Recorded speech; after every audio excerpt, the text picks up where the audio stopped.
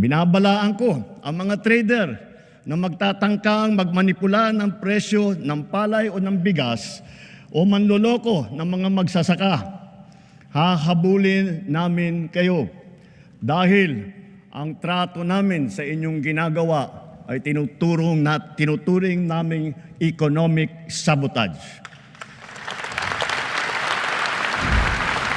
Isa sa mga pangako ng administrasyon ni Pangulong Ferdinand Marcos Jr. ang pagpapalakas ng sektor ng agrikultura upang matiyak ang sapat, ligtas at abot-kayang pagkain para sa bawat Pilipino. Noong 2025, nagpatupad ang pamahalaan ng iba't ibang programa upang mapataas ang produksyon, mapababa ang presyo ng pagkain at maprotektahan ang kabuhayan ng mga magsasaka, mangingisda at iba pang manggagawa sa sektor ng agrikultura. Ngunit kasabay ng mga hakbang na ito ang matitinding hamon na dulot ng pabago-bagong klima, mataas na presyo ng pagkain at patuloy na banta ng agricultural smuggling. Isa sa pinakamalaking hakbang ng administrasyon noong 2025 ang pagpapalawak ng modernisasyon sa sektor ng agrikultura. Nagpatuloy ang pamamahagi ng makinaryang pansaka, dekalidad ng mga binhi, mga proyekto sa irigasyon at mga post-harvest facilities upang mapataas ang ani at mapababa ang gastos sa produksyon.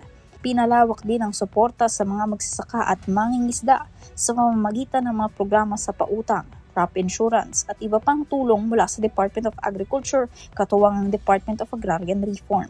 Sa gitna ng mataas na presyo ng bigas, inilunsad din ng pamahalaan ng Benteng Bigas Meron na program kung saan naibenta ang bigas sa halagang 20 pesos kada kilo sa mga kwalipikadong benepisyaryo. Kasabay nito, pinalawak ang operasyon ng mga kadiwa outlet at ibinaba ang taripa sa imported na bigas upang mapalakas ang supply at makatulong sa pagpapababa ng presyo nito sa merkado. Pinaigting din ang kampanya laban sa agricultural smuggling sa pamamagitan ng pagpapatupad ng Anti-Agricultural Economic Sabotage Act o Republic Act No. 12022.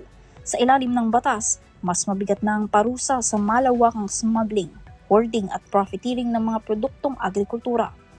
Ayon sa Bureau of Customs at Department of Agriculture, 5.87 billion pesos na ang halaga ng mga pinaghihinalaang smuggled na produktong agrikultura ang nasabat sa mga operasyon ng pamahalaan mula Hulyo 2022 hanggang Nobyembre 2024. Ngunit sa kabila ng mga programang ito, nananatiling mabigat ang mga hamon sa sektor.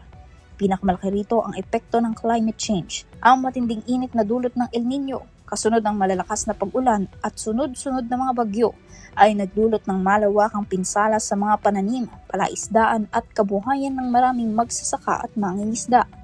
Bilang tugon, nagpatuloy ang pamahalaan sa pamamahagi ng mga climate resilient seeds, pagpapalawak ng mga proyekto sa irigasyon at pagbibigay ng disaster assistance. Gayunman, nananatiling malaking banta ang pabago-bagong klima sa produksyon ng pagkain. Patuloy rin ang epekto ng African swine fever at avian influenza sa produksyon ng baboy at manok.